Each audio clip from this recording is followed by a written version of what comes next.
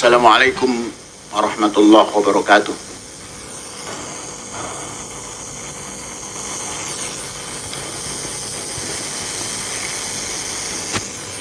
Bismillahirrahmanirrahim. Allahu Akbar. Allahu Akbar. Allahu Akbar. Allahu Akbar. Allahu Akbar. Allahu Akbar. La ilaha illallah wallahu akbar. Allahu akbar walillahil hamd. Alhamdulillahi rabbil alamin. Ar-Rahmanir Rahim. Maliki yaumiddin. Iyyaka na'budu wa iyyaka nasta'in. Ihdinas siratal mustaqim. Siratal ladzina an'amta 'alaihim ghairil maghdubi 'alaihim waladdallin. Amin. Alhamdulillahilladzi khalaqas samawati wal ard wa ja'ala adh-dhulumati wan nur. Alhamdulillahilladzi anzala 'ala 'abdihil kitab wa lam yaj'al lahu 'iwaja. Walhamdulillahilladzi lahu ma fis samawati wa ma fil ard wa lahul hamdu fil ula wa fil akhirah wa huwal hakimul khabir. Walhamdulillahilladzi hadana li hadza wa ma kunna linahtadiya laula an hadana Allah. Asyhadu an la ilaha illallah wahdahu la syarika lah wa asyhadu anna Muhammadan abduhu wa rasuluh. Amma ba'du, fa ya ibadallah, usini wa iyyakum bitaqwallah faqad faza man ittaqa wa husukum ala ta'atihi la'allana minal muflihin. Allahu akbar, Allahu akbar, Allahu akbar, Allahu akbar. La ilaha illallah wallahu akbar. Walillahil hamd. Hadirin sidang sholat Id yang berbahagia, alhamdulillah kita hari ini merayakan Idul Fitri dengan ditandai sholat Idul Fitri di pagi hari ini. Sekalipun kita menyudahi daripada Shaum Ramadan, kita ucapkan selamat Hari Raya Idul Fitri. Taqabbalallahu minna wa minkum. Semoga ibadat kita diterima oleh Allah Subhanahu wa ta'ala. Dan Idul Fitri adalah hari raya untuk makan-makan. Setelah 1 bulan suntuk, kita menahan makan di pagi hari, siang hari, dan baru di malam hari kita makan. Kita masuki Idul Fitri, hari makan-makan. Al-Fitru yauma yafturun nas.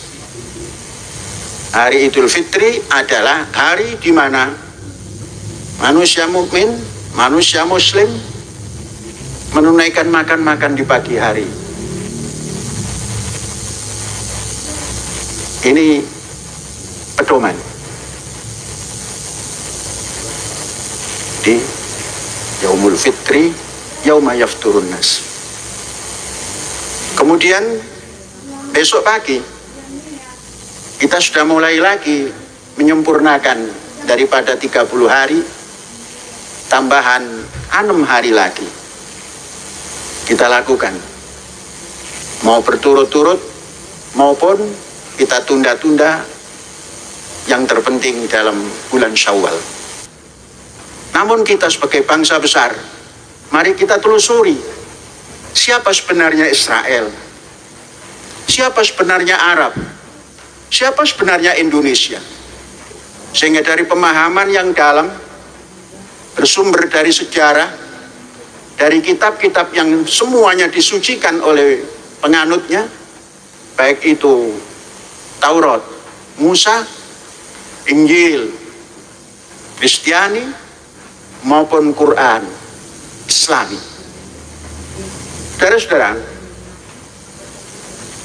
bangsa Ibrani, orang sering mengatakan bangsa Ibrani untuk nama Israel, dan bangsa Arab.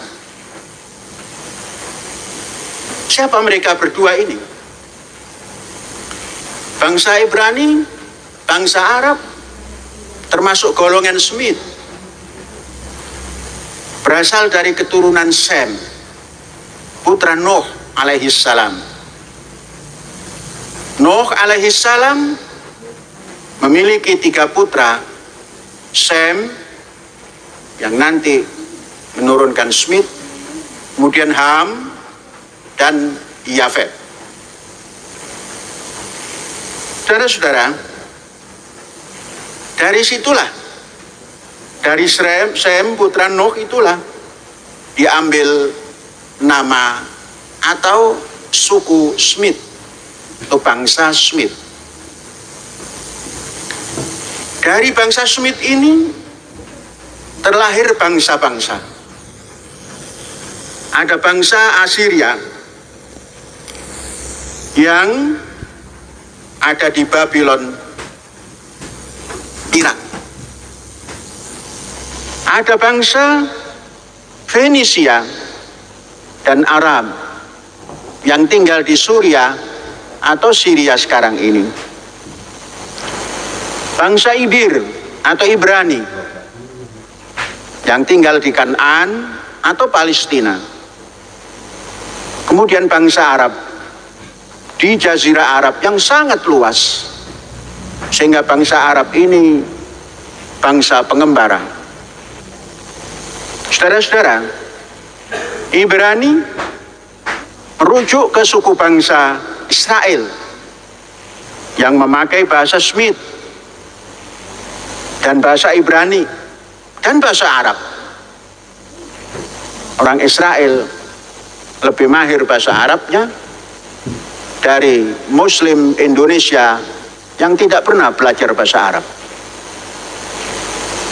Israel merujuk kepada Bani Israel yang terdiri dari 12 suku yang menurut kepercayaan merupakan keturunan daripada 12 putra Yakub, yang kemudian Yakub berubah menjadi nama Yisrael,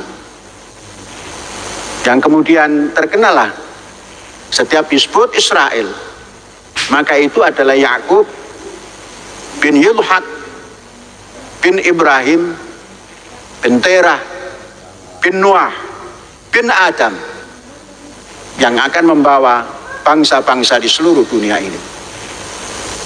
Saudara-saudara, sekarang Israel merujuk ke negara Israel modern hari ini. Sedangkan Palestina sampai dengan Kanaan itu merupakan tanah yang dijanjikan menurut pandangan orang-orang Israel. Bagi bangsa Israel, Palestina adalah tanah yang dijanjikan Tuhan kepada mereka. Mari kita baca leluhur bangsa Ibrani dan bangsa Arab melalui pohon silsilah nasab mereka.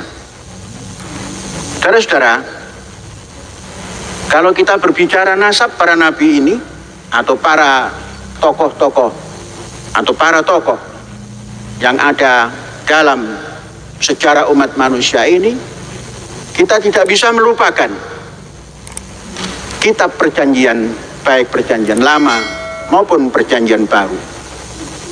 Karena itu yang terlebih dahulu mencatat perkembangan umat manusia baru Al-Quran. Saudara-saudara, dari kejadian perjanjian lama pasal 11 ayat 26, seorang besar bernama Terah, keturunan daripada Nuh, melahirkan seorang putra dan saudara-saudaranya bernama Ibrahim. Kalau kita umat muslim memberikan lakop alaihissalam atau Ibrahim Khalilur Rahman atau Khalilullah. Ibrahim mempunyai istri. Yang pertama Surai atau Sarah, yang selanjutnya adalah Ibu Hajar, yang selanjutnya adalah Ibu Keturah. Mari kita baca silsilah. Kalau tadi sampai kepada Ibrahim, Ishak, kemudian yang lain-lainnya, itu dibaca dari perjanjian lama maupun perjanjian baru. Kita membaca keturunan daripada Ibrahim alaihissalam yang ditulis oleh Ibnu Hisham di kitab Sirah Nabawi. Ibrahim alaihissalam, Ibrahim Khalilur Rahman, menikah kepada Hajar. Hajar memperanakkan Ismail alaihissalam, seorang nabi. Dari keturunan ini sampai kepada Nabi Muhammad sallallahu alaihi wasallam memakan 27 generasi. Ismail alaihissalam kemudian turun kepada Nabat, kemudian Yasyu'ab, kemudian Ya'rub, kemudian Tariyah, kemudian Nuhar, kemudian Muqawwim, kemudian Udda atau orang membaca Udada, kemudian Adnan, kemudian Ma'ad, kemudian Nizar, kemudian Mudar, kemudian Mudrikah, kemudian Khuzaimah, kemudian Kinanah, kemudian Nadar. Nadar menurunkan Malik, Malik menurunkan Fihir, Fihir menurunkan Ghalib, Ghalib menurunkan Lu'ay, Lu'ay menurunkan Ka'ab, Ka'ab menurunkan Murrah, Murrah menurunkan Kilab, Kilab menurunkan Qusay, Qusay menurunkan Abdu Manaf, Abdu Manaf menurunkan Hashim, Hashim menurunkan Abdul Muttalib, Abdul Muttalib menurunkan Abdullah, Abdullah menurunkan Muhammad sallallahu alaihi wasallam. Kita biasa membaca silsilah adalah dari Nabi Muhammad baru kepada Ismail, pada Ibrahim. Saya merubah supaya kita membiasakan mendahulukan kakek moyang baru anak moyang. Ini dari sisi turunan Ismail yang nanti membawa agama yang dinamakan Islam. Kemudian Ibrahim alaihissalam menikah kepada Sarah. Beliau memiliki satu orang anak yang namanya Yudhak atau Ishak dalam bahasa Arab. Dari Ishak ini menurunkan Yakub yang kemudian berubah nama, diberikan oleh Tuhan Yahweh menurut mereka, Jehovah menurut orang Nasrani, Allahu menurut orang Islam. berubah nama menjadi Yisrael atau Israel. Israel punya putra 12 putra. Kalau kita baca Quran dari Yusuf alaihissalam, ya abati inni ra'aitu ahada asyara kaukaban wasyamsa wal qamara ra'aituhum li sajidin. Ayahandaku, aku bermimpi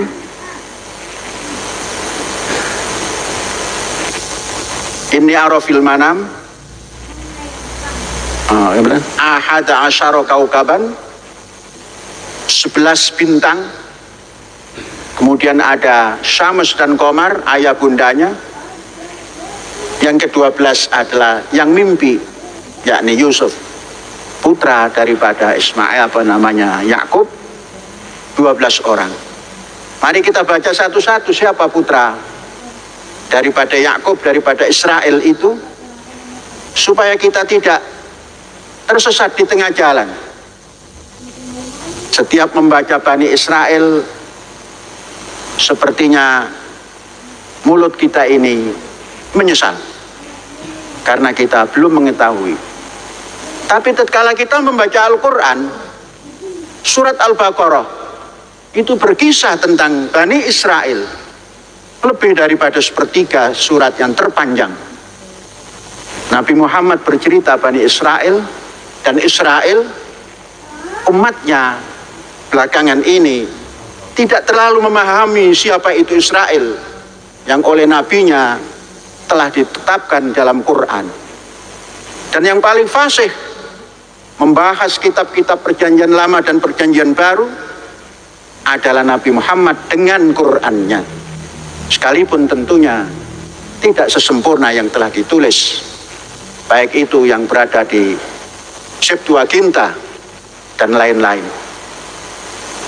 Nah, saudara-saudara, putra daripada Yakub atau Israel yang pertama adalah Ruben.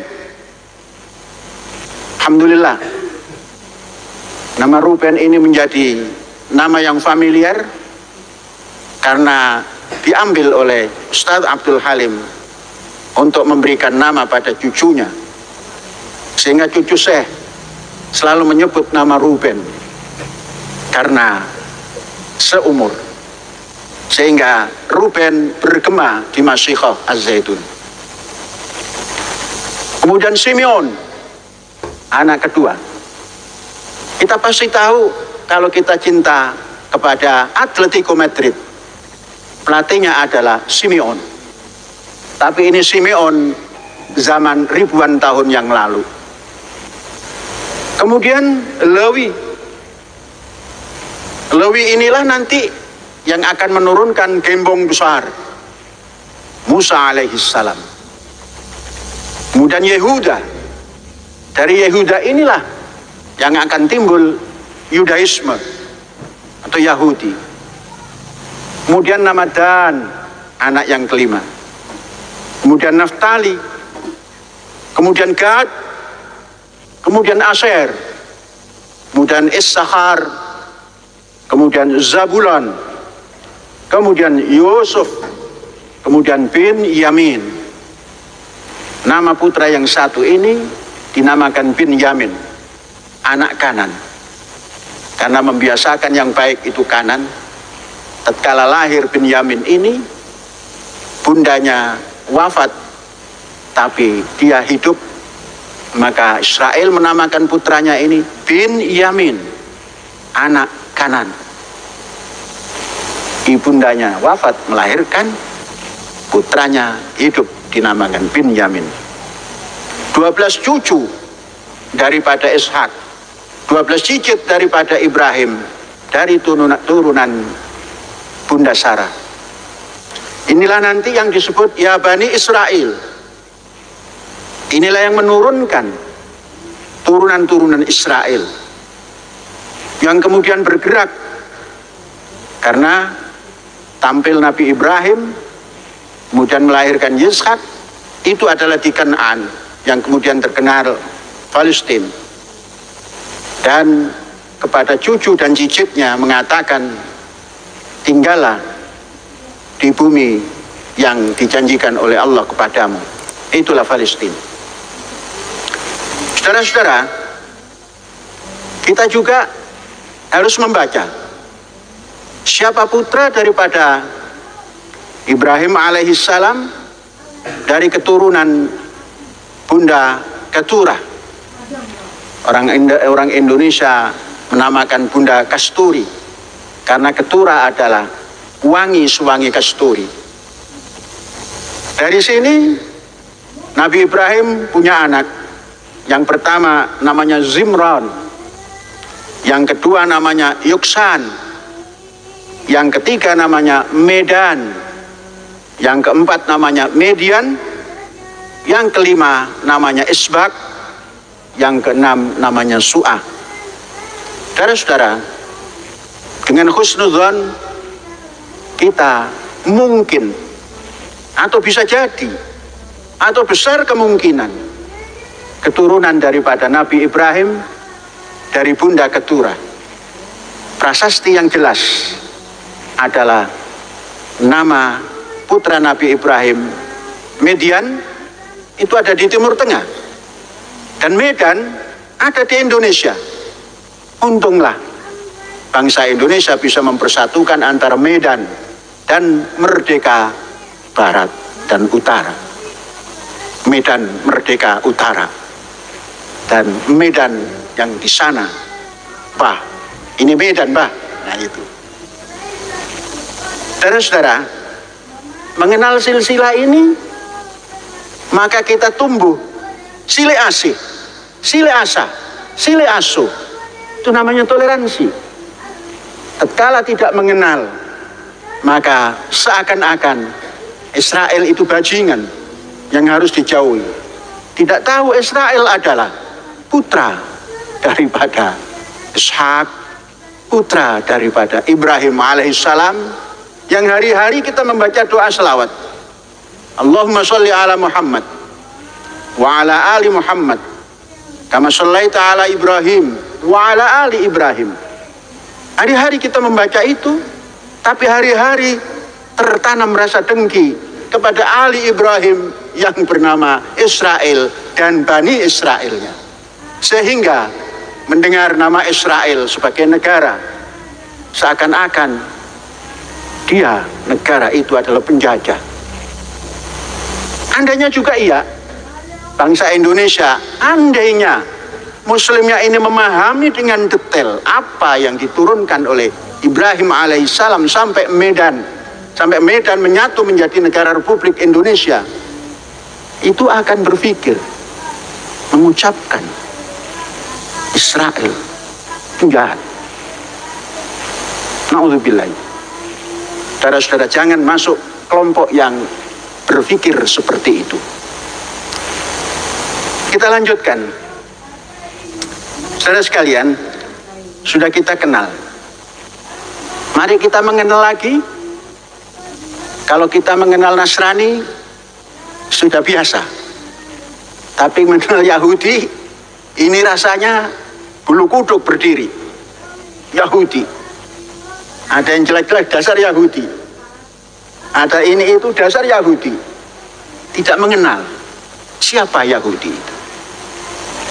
Saudara-saudara, Bani Israel ini termasuk kelompok suku manusia, suku bangsa yang selalu terombang-ambing hidupnya. Entah karena kelaparan, entah karena disudutkan oleh kekuatan-kekuatan yang kuat. Dan sampai dengan abad modern, Bani Israel menjadi mangsa daripada kejahatan umat manusia. Mari kita baca Bani Israel dan Mesir. Yakub mempunyai anak, satu diantaranya yang ke-11 adalah Yusuf. Yusuf termasuk yang dibenci oleh saudara-saudaranya, sehingga diasingkan. Dan secara takdirnya dia dibawa ke Mesir, dan takdirnya Bani Israel tampil dengan cemerlang menjadi manajer daripada penguasa Fir'aun, menciptakan kesejahteraan pangan, tidak lagi mengimpor, karena ditangani dengan penanganan yang sistematis dan akurat. Sedangkan yang tinggal di Kan'an, ayah bundanya dan saudara-saudaranya sedang terkena melarat, susah pangan, sudah diimpor pun masih mahal harganya. Maka merindukan putranya, namun di mana adanya? Kemudian Fir'aun mengundang, karena Fir'aun sudah mengerti bahwa Yusuf adalah putra Yakub. Diundanglah semua dan tinggallah di Mesir. Seluruhnya tinggal di Mesir sampai beranak pinak, sampai populasinya beratus-ratus ribu. Namun masih sial. Pertama menjadi manajer di sebuah negara, katakanlah administratur negara, kemudian belakang-belakang menjadi budak, menjadi kuli, menjadi kerja paksa ratusan tahun. Maka suku Lewi melahirkan putra yang dinamakan Musa. Musa adalah nama Mesir. Musa adalah pemuda Mesir, namun berbangsa Ibrani. Melihat sahabat-sahabat sebangsanya, maka timbul rasa kemanusiaan yang adil dan beradab terhadap bangsanya. Musa alaihissalam, pemuda yang terdidik di istana, mengerti sosiologi, mengerti hubungan antar bangsa, bisa berdiplomasi.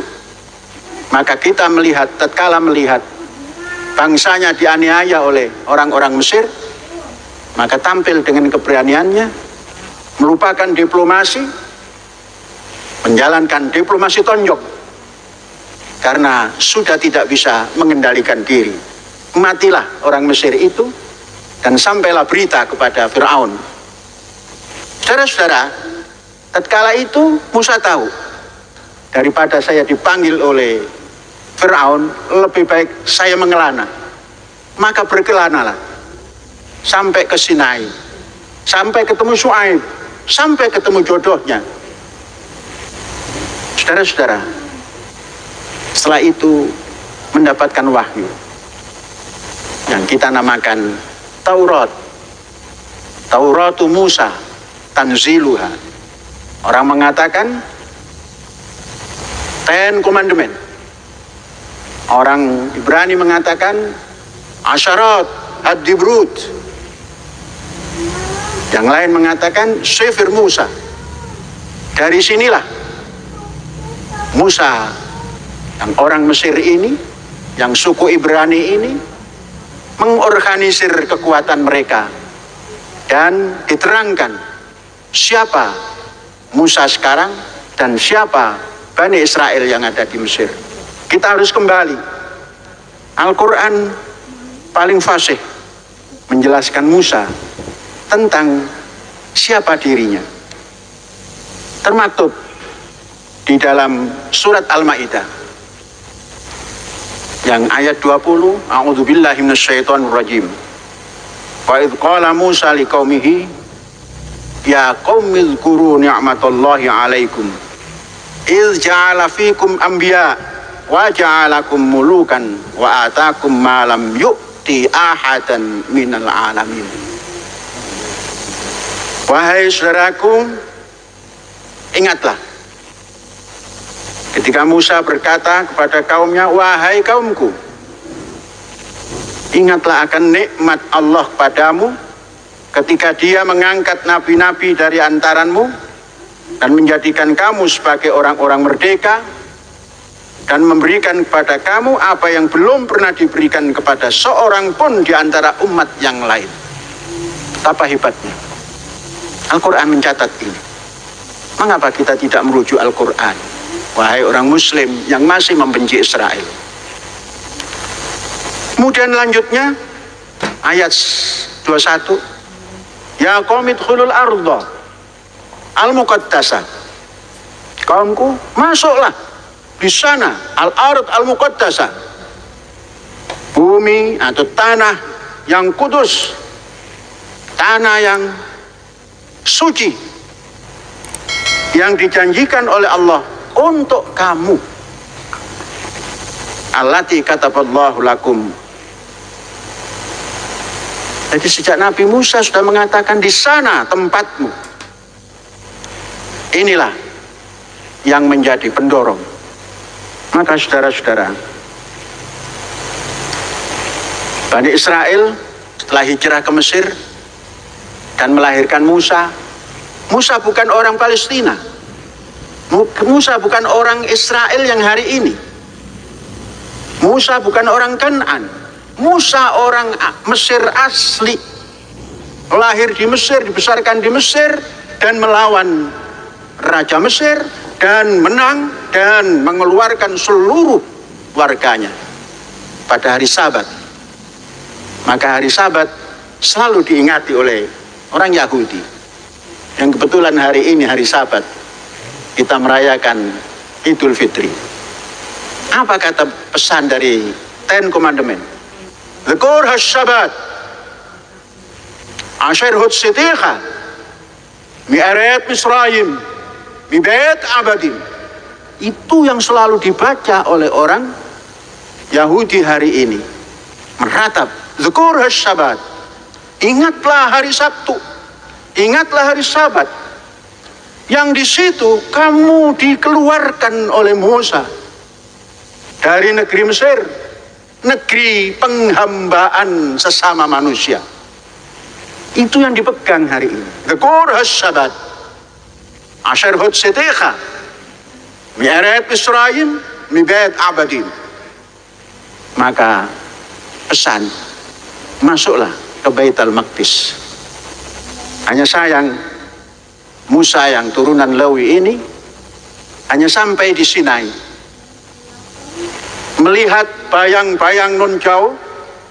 Itulah Al-Qudus, itulah Yerusalem, itulah Urshalim. Dalam khayalannya seperti itu, namun usia tidak mendukung. Kemudian wafat sebelum sampai pada tujuan. Dilanjutkan oleh, kalau kita mengatakan Nabi Yasa, kan Harun, Musa, wal Yasa. Alkitab mengatakan Yosua. Dari Yosua inilah masuk kepada Yerusalem. Sampailah kepada Dawud, seorang yang gagah, seorang yang menaklukkan komandan pasukan Filistin yang dinamakan Goliat, yang diterangkan di dalam Al-Quran Jalut. Maka dijadikan semboyan laksana Goliat dan David.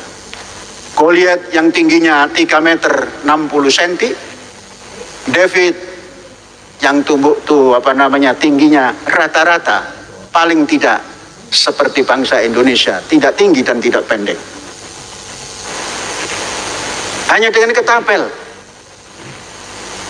yang sudah dibaca atas petunjuk ilahi, dicari tempat yang kosong daripada benteng penjaganya, anti peluru kalau sekarang, dilihat pelipisnya itu kosong.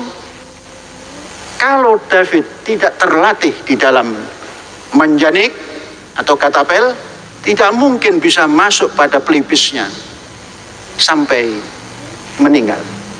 Dan Daud menjadi manusia besar. Namun juga sayang, Daud sudah masuk ke Yerusalem, belum mampu mendirikan bait Allah. Baru putranya Salomo, kita mengenal Sulaiman, mendirikan bait Al-Maqdis, bait Allah. Dan di sanalah menjadi ibu kota orang-orang Bani Israel. Saudara-saudara, tidak sampai di sini ketikdayaan. Hari demi hari, tahun demi tahun, silsilah daripada penyerangan terhadap Yahudi dan Bani Israel tidak putus-putusnya.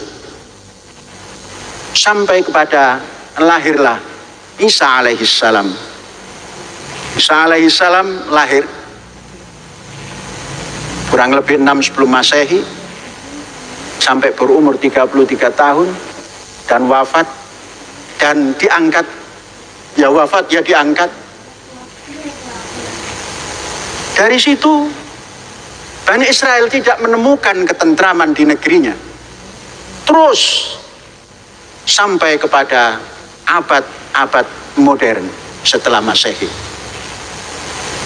Saudara-saudara sekalian, inilah cita-cita daripada orang Bani Israel, bagaimana mendapatkan tempat seperti yang dijanjikan oleh kakek moyangnya, baik Ibrahim, Ishak, Yakub, dan sebagainya. Kalau kita cerita singkatnya daripada itu, zaman modern, maka terbitlah keinginan, andainya aku masuk ke Bukit Zion. Bukit Zion itu adalah Bukit Zaitun. Bukit Zion itu adalah bukit di mana Sulaiman alaihissalam mendirikan Baitullah. Memang kebetulan kita punya nama Zaitun, tapi juga tidak kebetulan karena Al-Quran juga menyebut Zaitun. Maka tatkala kita menyebut Zaitun, di sana juga ada Bukit Zion atau Bukit Zaitun. Didambakan oleh Bani Israel, aku ingin pulang ke kampung halamanku. Ribuan tahun menunggu. Saudara bayangkan, ribuan tahun menunggu. Kalau bangsa Indonesia, sekalipun belum menjadi Indonesia, itu datang orang Belanda yang konon 350 tahun. Sesungguhnya yang 350 tahun itu Jawa yang dijajah 350 tahun. Aceh tidak. Aceh itu baru bisa ditaklukkan 1904. Namun dipukul rata karena Indonesia itu dari Irian sampai ke Aceh, maka 350 rata-rata. Kita seakan-akan mengeluh. Dan bukan seakan-akan, mengeluh. Andainya tidak dijajah oleh Belanda, seperti apa kita ini akan maju? Belum tentu juga. Andainya tidak dijajah oleh Belanda, belum tentu menjadi orang yang maju. Maka jangan mengandai-andaikan. Sekarang mari kita mengandai. Hari ini seperti apa kita harus buat, dan besok seperti apa harus buat. Maka dalam perjalanan itulah orang Yahudi juga merindukan tempat. Maka yang pertama, merindukan Zaitun itu atau Zion itu adalah Yahudi Safardim atau Yahudi yang dibesarkan di Andalusia. Di sana ada Musa bin Maimun yang hari-hari berbahasa Arab, sekalipun dia fasih berbahasa Ibrani. Tulisannya semua berbahasa Arab, yang sampai ke Indonesia juga berbahasa Arab. Maka orang Indonesia secara tidak sadar menamakan diri Maimun, padahal itu seorang Yahudi besar, Musa bin Maimun, bersama Saladin. Namun juga belum berhasil.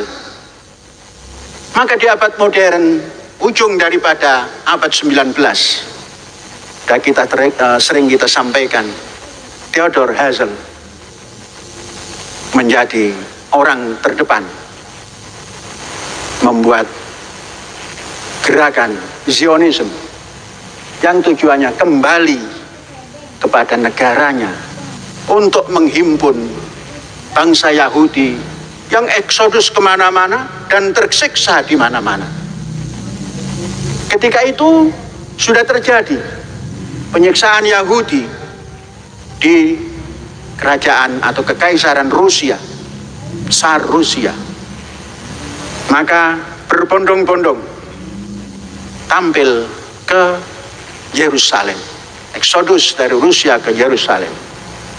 Seorang tokoh yang namanya David bin Gurion, dia adalah seorang Rusia, kampungnya adalah Polandia, tampil eksodus, kemudian nanti menjadi orang ternama di Israel.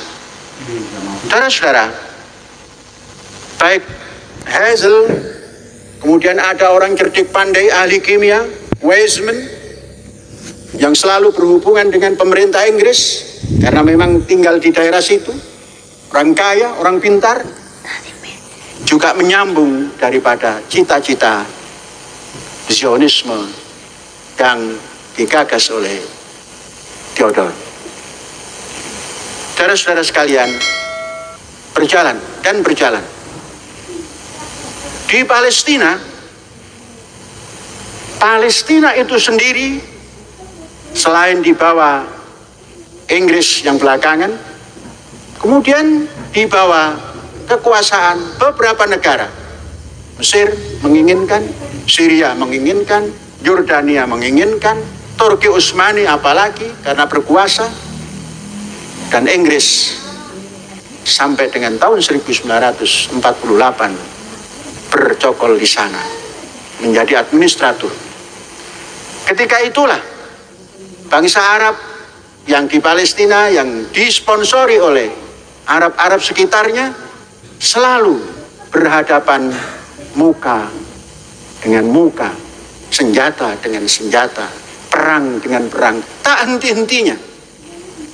Yahudi yang eksodus dikehendaki untuk pergi daripada Israel atau Palestina, dari Suriah, dari Rusia yang dibantai, pindah ke Yerusalem. Yerusalem diusir kembali.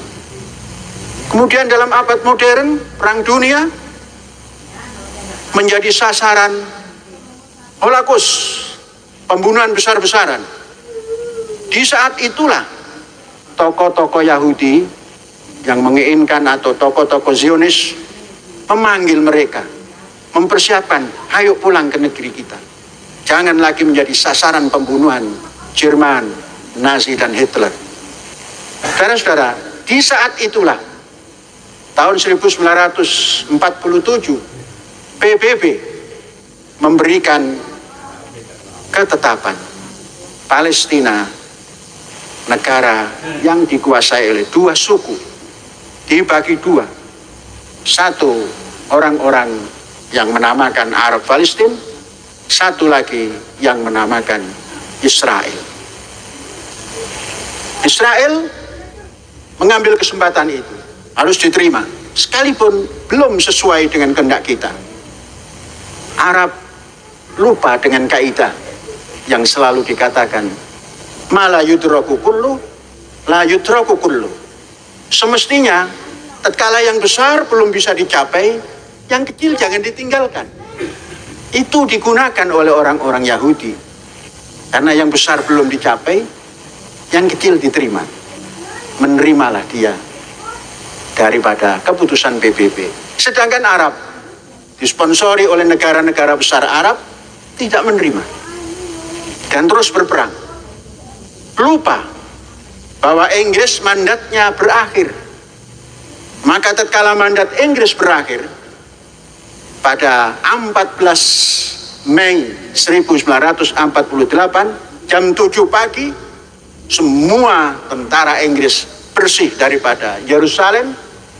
Jam 4 sore dikumandangkanlah Israel merdeka.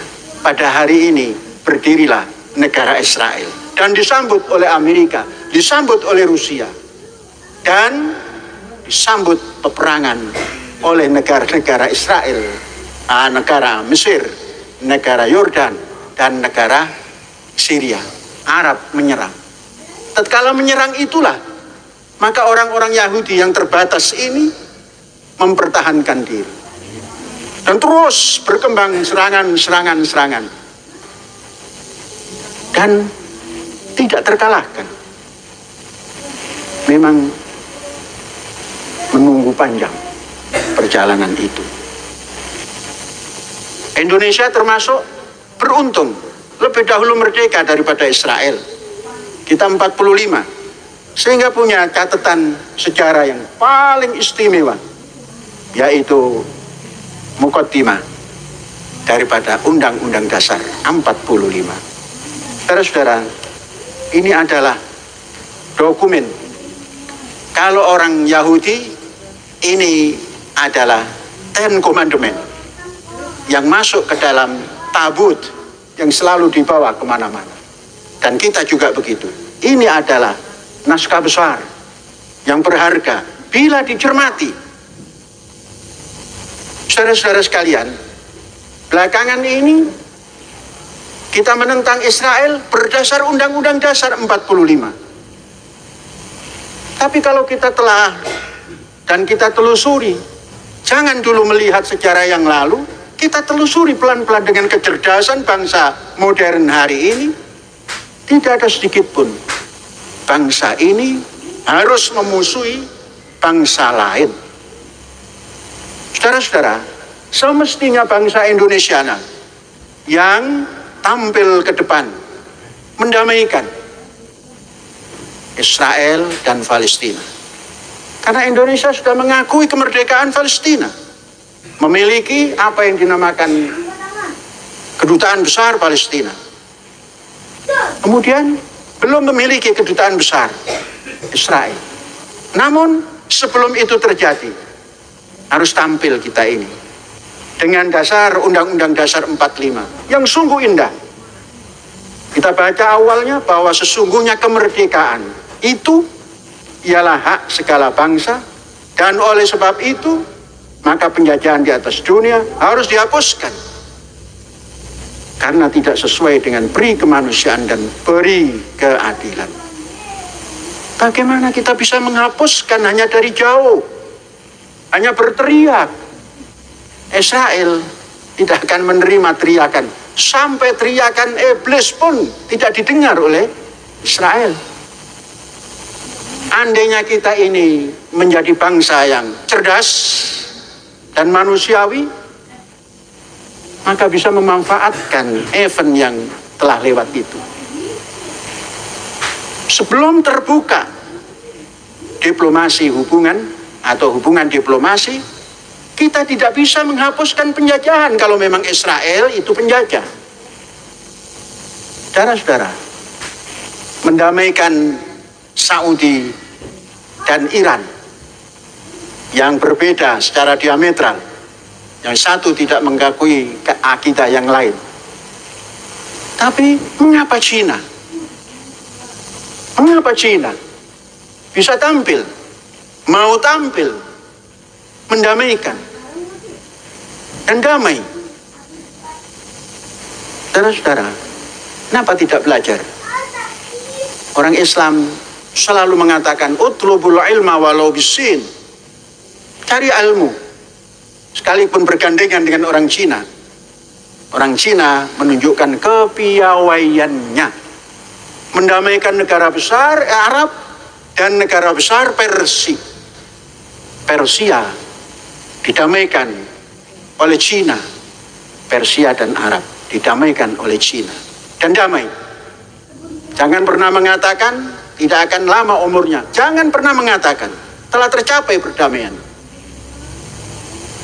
Semestinya Indonesia menyponsori itu untuk perdamaian Israel dan Palestina. Kalau memang kita cinta Palestina, bukan memusuhinya. Saudara-saudara sekalian, jangan-jangan, ini baru jangan-jangan, karena Indonesia tidak ambil peran, maka Cina akan geremet, akan belusukan masuk ke Israel dan Palestina dan mendamaikan. Maka bisa dikatakan komunis mendamaikan negara-negara Muslim, komunis mendamaikan negara Yahudi dan negara Muslim. Apakah akan terjadi yang kedua kalinya? Dengan Indonesia yang mengaku besar tidak ambil peran karena bertahan Undang-Undang Dasar 45. Undang-Undang Dasar ini tidak ada yang membawa kepada kita menjadi bangsa yang cuplik, bangsa yang sempit pikir. Ini digagas oleh pendiri bangsa dengan waktu yang panjang sehingga mempunyai arti yang luas. Saudara-saudara, sampai kapan Indonesia berdiri dengan wangkengnya untuk tidak membuka diplomasi dengan Israel? Memang banyak orang yang ainus suhad, terhadap Israel. Apa itu ainus suhud? Mata yang dikasih topeng kuda yang mereknya benci. Itu ainus suhud, mata kebencian. Maka mari kita buka. Mari kita buka. Jangan ada ainus suhud. Mari kita tampil dengan toleran. Membuka diplomasi. Dan kita sampaikan pada pemegang kebijakan.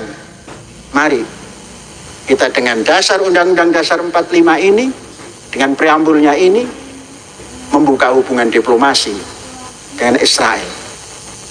Saudara-saudara, ini pesan daripada Idul Fitri kali ini. Sampai kapanpun kita akan mendengungkan supaya kita bisa menciptakan Masjidil Aqsa alladzi barokna haulahu, seperti yang diungkapkan oleh Kanjeng Nabi Muhammad sallallahu alaihi wasallam. Subhanalladzi asra bi 'abdihi lailan minal masjidil haram ilal masjidil aqsa alladzi barokna haulahu linuriyahu min ayatina.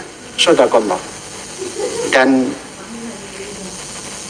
shadaqa Rasulullah sallallahu alaihi wasallam. Dan kita akhiri khotbah yang berbentuk cerita untuk membangun kesadaran. Mudah-mudahan kita menyadari, jangan tanamkan mata kebencian, tanamkan mata toleransi, sehingga kita bisa membangun dunia yang baru, bahagia.